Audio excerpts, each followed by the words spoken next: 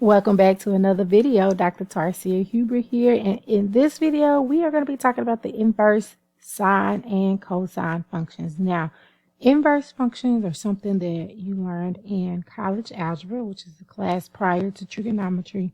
And if you don't remember what an inverse function is, then I recommend you go back and watch some videos that I have on inverse functions. Okay, so basically inverse functions take a function and it undoes it. It undoes it, meaning it does the opposite of what that function does. So if something was being added, then in the inverse function you would subtract. If something was being multiplied, then in the inverse function you would divide. Okay, so just to give you all just a quick overview of what an inverse function is. And also with inverse functions, you take the domain and range of the original function, and with the inverse function you switch them. So your domain of the original function becomes the range of the inverse function, and the range of the original function becomes the domain of the inverse function. Okay, so let's first look at the inverse function of sine. And before we can look at the inverse function of sine, we first need to look at the original sine function. And so what I have is y equals sine of x here, and I have a chart for that. So the sine of 0 is 0. I'm just going to point out the basic ones that we're used to. Sine of pi over 4 is square root of 2 over 2. Sine of pi over 2 is 1. Sine of pi is 0. Sine of 3 pi over 2 is negative 1. And sine of 2 pi is 0. So now, with the inverse function, the domain for this function was all real numbers, and the range is negative 1 to 1. So remember, your sine goes from negative 1 to 1. Alrighty, so with the inverse function, what we're going to do is we are going to take the range and make it the domain, and we're going to take the domain and make it the range. However, something different is going to happen. So let me make sure I cut my pen on here again. Alrighty, so here's our new domain. So notice our range here became the domain, and then our domain is supposed to come in range, but we end up having a restricted range, and I'm going to show you how we get there. Okay, so first of all, let's look at the graph of the sine function. So here's the graph of the sine function, and the domain is from negative 1 to 1, well, which was the range of the sine function. So we want to take a section of the graph that shows something that happens from negative 1 to 1, the range negative 1 to 1. So you can see we've decided to spotlight on this portion of the graph here. Well, at negative 1, your sine is negative pi over 2. And that's not in my chart over here, but if I was to add negative 1 down here, we would have negative pi over 2, or vice versa. Sorry, I wrote that backwards. It would be negative pi over 2. I'm thinking about the inverse already. It would be negative pi over 2 over here and negative 1 here, okay? So in my chart, I would switch it now. I would have negative 1 on the x side and negative pi over 2 on the y side, okay? Also, another point on here is 0, 0. So we will have the point 0, 0.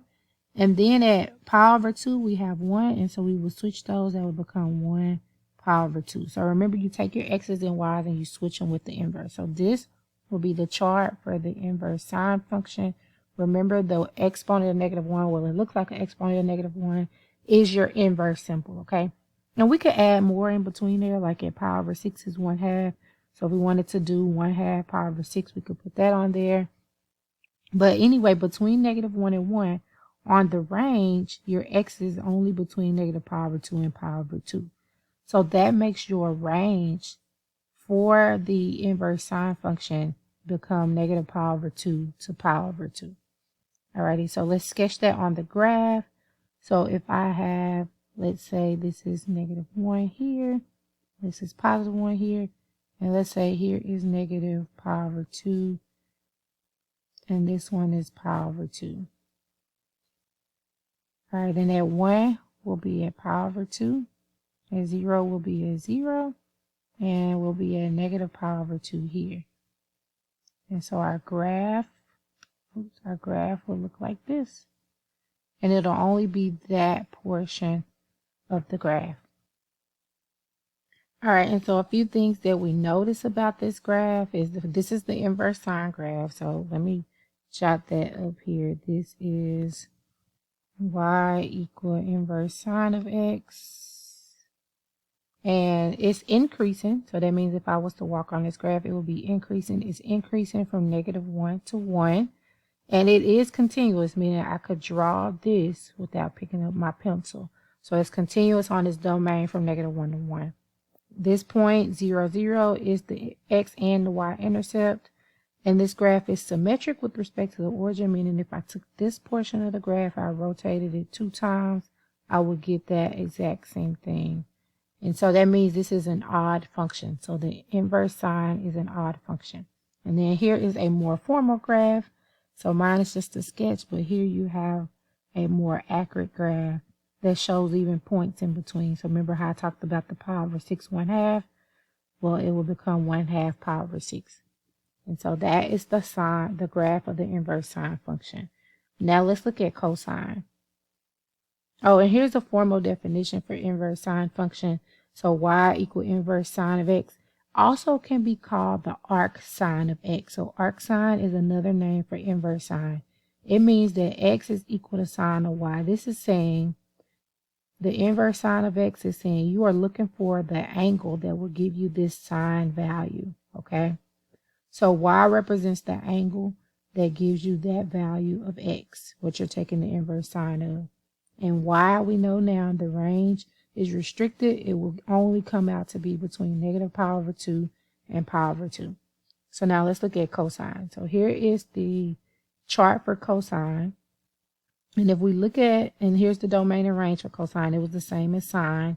But if we look at what happens between -1 and 1, a portion of the graph, or what happens between -1 and 1 on the cosine function. So over here, what just popped up is me switching the domain and the range, but the range is also going to end up being restricted here because if we look at the domain between -1 and 1, so we pick this portion of the graph from -1 to 1 on the y values of cosine, and if we flip those, then we end up having in our chart, so at -1, we have pi.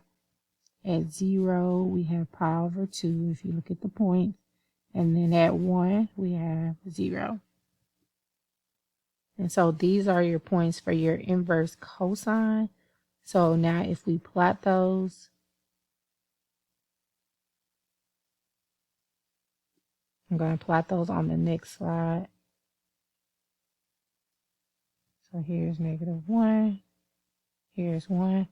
So if this is, I'll say this is pi/2, that's pi/2, and this is pi. Then remember at -1 we have pi, at 0 we have pi/2. So we will be here for -1 at pi. We'll be here for pi/2, and then we'll be at 0 for 1. And so now our graph, it has that same curve, but it's going a different way, okay? So it's the same type of curve as the inverse sine. So this is your inverse cosine function. And so what we notice about this graph is it's decreasing this time. So remember the inverse sine was increasing, it was going up. Well, this one is going down. It's decreasing on its open interval -1 to 1, and it's also continuous. This time our x-intercept is at the point 1, 0, but our y-intercept is at 0 pi/2. And this graph is not symmetric with respect to the origin or the y-axis, so it's neither an even nor an odd function. And then here is a more accurate graph other than my sketch, and it has some of the points in between, like pi/3, pi/4, and pi/6. You can see those points in between, and so this is the graph of the inverse cosine function, okay?